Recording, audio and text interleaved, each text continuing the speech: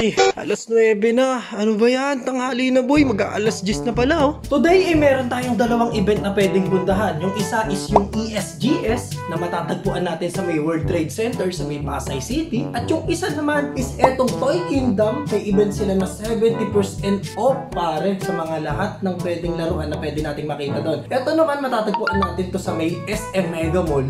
Dahil alas 10 na, kailangan kong mamili kung ano yung pupuntahan ko dito. Tsaka dito, ano nga ba ang mas matimbang?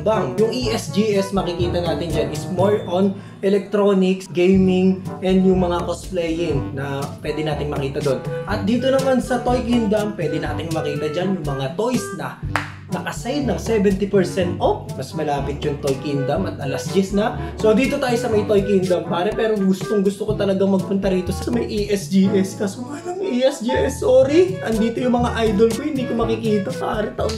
Noong nakaraang taon nandyan tayo. Next year, bawi tayo. ESGS, ang layo kasi. At tara, mas matimbang yung laruan kaysa sa gaming stuff.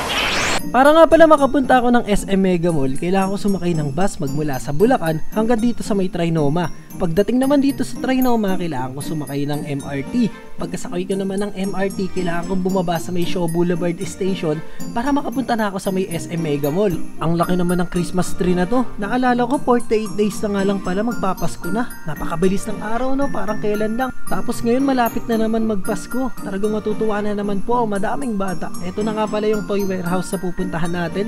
Lahat ng masalubong ko may daladalang plastic na malalaki. Ibig sabihin talagang bagsak presyo yung mga laruan dito sa loob. Kaya tara, pasukin na natin to. Natatandaan ko last year meron din silang gantong event, pero yung ngayon iba pare, ang daming tao. Tapos mas pinaganda yung mga stall. Nung last year kasi hindi ganito yung setup nila, parang nakasalansan lang lahat sa gitna. Pero ngayon pinaganda yung mga stall, nakaayos lahat. At saka ang dami pare, mas madami yung toys ngayon kaysa sa dati. At hanggang dito sa may SM merong gel blaster pare. Malayo pa lang nakikita ko na kasi meron ako nito MP5. 800 pesos, naka-sale pa yan. Pero sa akin, 800 pesos lang din yan pwedeng mabili. Naka 750 pesos pa nga yan sa Shopee ko. O diba, nakapag-endorse pa ako. Ang kinagandahan sa mga gantong warehouse event yan, makakita tayo dito ng mga lumang laruan tulad nito. May How to Train Your Dragon, 100 pesos lang no. Siguro dati, mga nasa 600 to 800 pesos yan. Ito naman may Paw Patrol, yan 800 pesos. Less lang siya ng 200 pesos pare. Sobrang solid ng sasakyan. Parang bakal lahat, napakabigat. Etong Jurassic World naman na to, tignan nyo naman. Dating 2,500 tapos ngayon 1,200 na lang. Wow, grabe, nasa 70% off nga yung mga laruan dito guys. So tingin pa tayo ng iba. Yan, ito may He-Man. Ito lagi nakasale tong laruan na to. Hindi ko alam kung bakit pero always nakasale. Tagsa 700 na lang to guys. So may nakasakay pa sa kanya. Tapos ito naman, yan 1,000 pesos. Dating 1,200, less 200 pesos. Pero pwede na pare, pang collectibles to. Tsaka maganda yung materials na ginamit dito. Tignan nyo naman yung details niya. Ang ganda oh. Ito si Whiplash. Ay, nakakatakot. Wow, ang sarap maglibot dito. Ang dami nating pwedeng makita. Grabe, tingnan nyo naman, 350 na lang. Tapos ito, diecast pare oh. 60 pesos, metal diecast. Wow, panalo talaga dito. Ang sarap ng sale na to. Ito naman, tagwa 150 pesos, Ben 10 na maliliit lang. Ito, 150 din. Oh, tignan nyo naman, ang laki niya no, 150 lang. Tapos may Despicable Me dito. Si Drew, yan, 150 lang din. Ito mukhang matagal na laruan na to no? Yan 100 pesos pare, yan. Parang Nerf gun yung style niya. Yan, bumabaril tapos may kasama na ring target. Ayos to no, 100 pesos. Tapos ito pa, Toy Story Car. 150 pesos naman to. Yan, parang yung kasama ni Woody yun. Tapos ito naman, Ben 10. 100 pesos. Dapat 50 na lang yun Ito pa, 350 pesos, yan, Shazam, pero ito si Eugene yan guys, yan, si Eugene ng Ghost Fighter, ay hindi, joke lang. Ito, may Card X, 500 pesos, dating 1,000 pesos, pwede na, 50% off. Grabe, ang sarap maghalongkat dito guys, napakadaming laruan, heaven talaga. Ito, may Hot Wheels dito, 280 na lang, pero dating magkano ba to? Parang 500 pesos to, nakikita ko na to dati. Tapos yan, hanap tayo dito, may Minions ulit, 100 pesos, yan, 150 ata, hindi ko nakita masyado. At ito naman, yan, 125 Matchbox. Ito, Matchbox din, 200 pesos. Ay hindi, si Thomas to.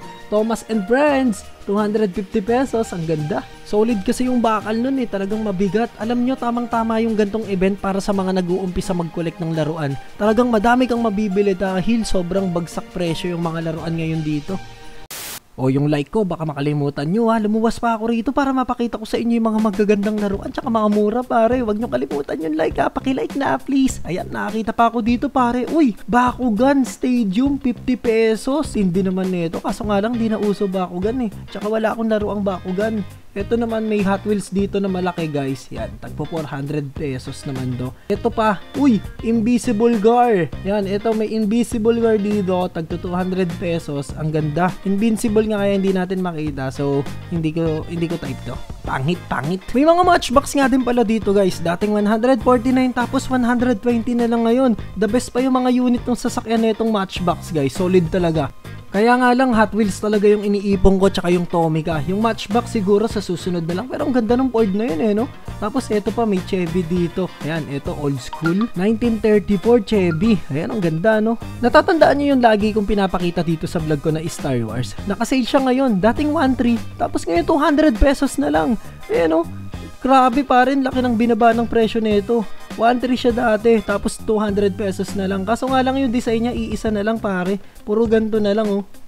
Etong Crash Bandicoot naman yan, 800 pesos pa din, medyo mahal. Yan, konti lang yung isinail niya, konti lang yung ibinaba. Maganda kasi yung talagang sobrang baba para sulit yung pagkakabili mo. Tapos may splat sets dito, no? Naka 50% off, 150 na lang, dating 300 pesos, mga mekos-mekos na yan. Etong Star Wars naman na to, dating 400, tapos 150 na lang ngayon. Wow, laki ng ibinaba. Pero maliit lang yan eh, maliit na tau-tauhan. Tapos meron pa dito, ito Nerf gun guys, ayan, pang target shooting. Ito mura na to guys, talagang nag-sale tong mga Nerf gun dito. Pero yung unit ng Nerf gun ko, konti lang yung nakita ko. Pero ito pwede na to, no? Target shooting natin. Tapos ito naman yung lagayan ng bala niya, yan yung parang belt. 700 tapos 350 na lang siya ngayon. Yan, lagayan to ng bala tsaka nung pinakabaril na Nerf gun. Ito naman may Nerf gun din dito, tagpa 500. Pero ito lang yung nakita ko na Nerf gun na nakasale. Yan o, Elite. May isang laruan nga pala dito na pinagkakaguluhan talaga ng tao, no? Lahat ng masalubong ko, iisa hawak. Ito yung laruan na yon. Yan, no? Itong Xiaong Boxing, you know, machine, Chinese kasi. Pero pinagkakaguluhan talaga siya ng mga tao dito. Alam niyo kung bakit? Dating 699 to. Tapos bagsak presyo yung presyo nila dito. 100 pesos, pare. Tignan niyo naman, no? Lego style siya na nakasakay sa sasakyan. At maraming iba't ibang klaseng pwedeng pagpilian. Yan, ang daming character. Ito parang si Mario pa nga tong isa na to eh. At may 6 na character to na pwede mong kompletuhin at talagang makukompleto mo dahil 100 pesos na lang siya per box. Tamang-tama to, pang regalo talaga sa Pasko, kaya lahat ng tao dito pinapakyaw nila guys. At bukod pa dyan, may isa pang pinagkakaguluhan dito guys. Yan, itong mga pangkupap na to, sobrang bagsak presyo. Tignan nyo naman tong hawak ko na to na Darth Vader. 500 pesos na lang ngayon, dati siyang 1,500. Tsaka ito pa, yung nasa taas yan, si Penguin, kalaban ni Batman. Ito naman, dating 2,000 pesos. 500 pesos na lang din. Tignan nyo naman yung size niyan. Ang laki, diba? Nakasakay pa si Penguin dito sa kanyang Little Ducky. Tapos limited edition pa to ng Funko Pop nung 2022. Grabe talaga, no? Sayang talaga, hindi ako kumuha nito. Ngayon ako nangihinayang habang nag-e-edit ako ng video, guys. Sayang talaga. Ganto ang itsura ng tao na hindi nakabili ng laruan sa super sale event. Kawawa naman, hindi nakabili. So baba tayo sa baba, meron pang Toy Kingdom dito sa may pinakababa ng SM Mega Mall. At ayan, nakita ko dito may Lego, parang ganda. Lego siya na Ferrari. Ang hirap siguro buuin nito, no? Tsaka ang daming Lego nito na kailangan bago mabuo tong ganitong klase ng sasakyan. Tignan nyo naman, talagang puro Lego yan. Solid na solid, no? Ayan, 78,496 bricks, 280 kilo, at saka 480 hours bago siya nagawa, no? Ang lupet. May nakasale nga rin pala rito. Yan, eto Marvel pare, X-Men, si Jean Grey. Tignan nyo naman yung presyo nyo, 300 pesos na lang. Dating 1,300, no? Pwede na. So okay, sige guys, tara, makauwi na. Baka makagastos pa ako dito. Nagtitipid kasi ako talaga eh. May bibilin ako na laruan na gustong gusto ko. Kaya yun na lang muna yung bibiling ko. So tara, kita-kits tayo sa bahay. So ayan guys, nakauwi na ako, no? Kinabukasan na din to. Wala man akong nabili na laruan doon sa may SM. Grabe yung sale doon, para 70-50% off eh, no? Hindi man ako nakabili. Nakakuha ko naman to. Tadan! Natatandaan nyo to? Ito yung nasa Japan Surplus. Yan. Nakakuha ko na siya guys. And next video is susubukan na natin to. At lahat ng Tomica ko rito, paanda rin natin dito. So yun lang, hanggang dito na lang guys. Maraming salamat kung umabot ka hanggang dito sa dulo ng video na to. I-like mo na rin yung video. Yan, bye bye. Yeah.